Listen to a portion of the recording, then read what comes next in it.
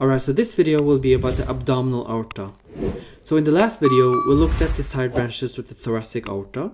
So now let's move under the diaphragm to look at the abdominal aorta.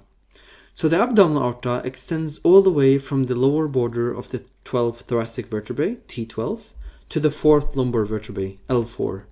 And then it divides into the right and the left common iliac arteries. Occasionally, you may find it continuing between them as the median sacral artery, supplying the coccygeal and the piriform muscle. So the abdominal aorta has two groups of side branches, visceral and parietal branches. The visceral supplying the visceral organs, and the parietal supplying everything that's not the visceral organs. So let's break this down by starting with the visceral branches. They are divided into paired and unpaired branches. The unpaired visceral branches of the abdominal aorta are the celiac trunk, the superior mesenteric, and the inferior mesenteric artery.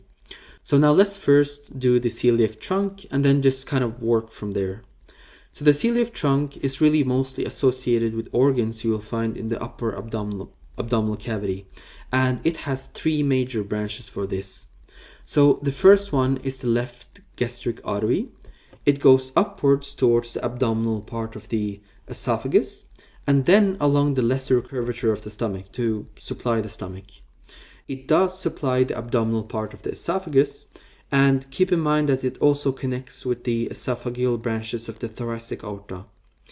And then there's the splenic artery going horizontally straight to the spleen to supply it, going behind the stomach as you see here.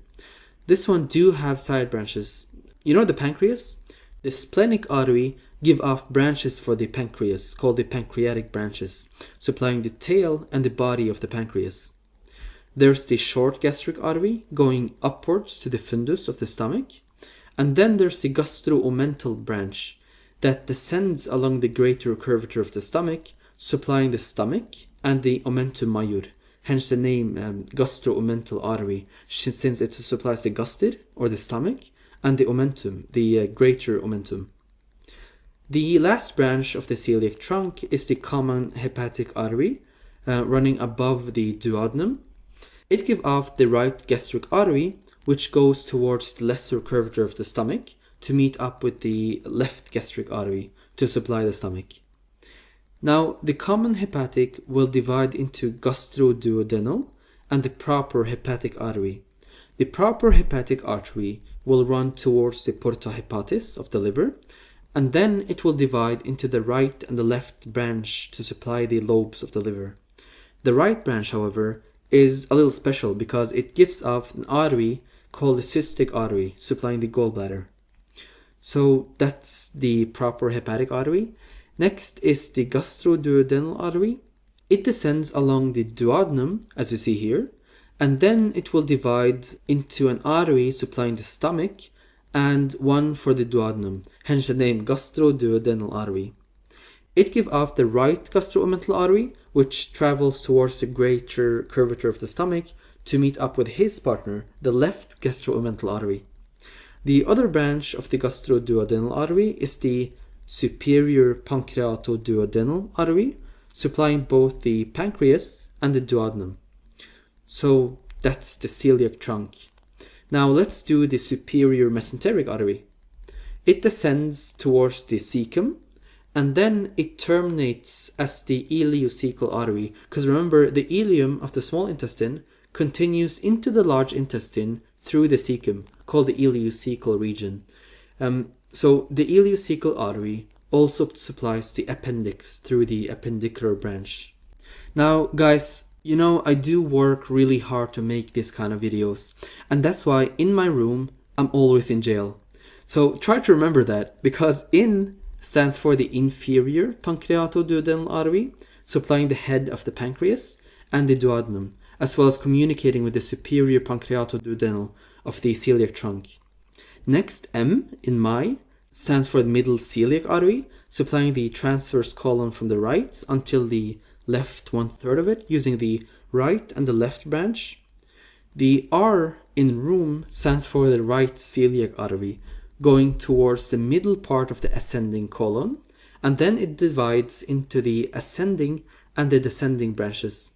The ascending branch will anastomose with the left branch of the middle celiac artery, as you see here, and the descending branch will anastomose with the ileocecal artery. But the last two is the ileal and the jejunal artery. And there's going to be 12 to 18 branches supplying the ileum and the jejunum of the small intestine. So that's the superior mesenteric.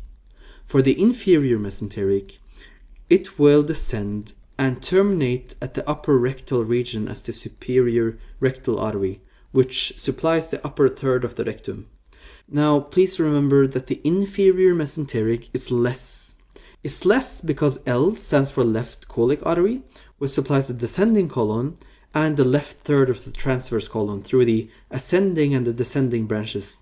The ascending branch goes with the right branch of the middle colic artery, while the descending communicates with the sigmoid artery. So the sigmoid artery communicates with both the left colic and the superior rectal artery. And so that is the unpaired structures of the abdominal aorta. Let's clean this up. So there's going to be an anastomoting connection form between the superior and the inferior mesenteric artery, or an anastomotic connection between the ileocecal, the right colic, and the middle colic of the superior mesenteric artery, and the right colic, the sigmoid, and the superior rectal of the inferior mesenteric artery. Now, the marginal artery of Drummond is an anastomotic connection form between them all, because take a look at the huge anastomotic connection, and what contributes? All of them. All the arteries of the superior mesenteric and the inferior mesenteric artery. So keep this in mind when you think of the blood supply related to the intestines, that there's going to be a large anastomotic connection points between them all called the marginal artery of Drummond. Now, let's look into the paired visceral arteries of the abdominal aorta. There are 3 paired visceral branches, and the first paired arteries are the middle suprarenal arteries, which emerge out from the abdominal aorta at the level of the first lumbar vertebrae. That's approximately at the level of the superior mesenteric artery, and then it will supply the suprarenal gland, as you see here. The next paired visceral branch is the renal artery, which arises at the level of the second lumbar vertebrae between the superior and the inferior mesenteric artery. This one will go straight to the kidneys and supply it. And on its way, it will give off a branch for the suprarenal artery, but an inferior one, the inferior suprarenal artery. And also a urethral branch for the upper 1/3 of the ureter. The last paired visceral branch are the gonadal arteries. So in females, they're called the ovarian arteries because they supply the ovaries. But for males, they're called the testicular arteries for the testes. Now, these gonadal arteries also give off urethral branches, but this time they supply the middle third of the ureter. So that's it for the visceral branches of the abdominal aorta. The parietal ones are easy. First is the inferior phrenic artery, and whenever you see the word phrenic, you will be talking about the diaphragm. So this one supplies the diaphragm. The inferior phrenic artery will also give off the superior suprarenal arteries. And now finally, I'm running out of space here, but the last one is the lumbar arteries, which arches backwards for the posterior and the lateral abdominal muscles, as well as the skin on the backside, and a few branches for the spinal cord as well.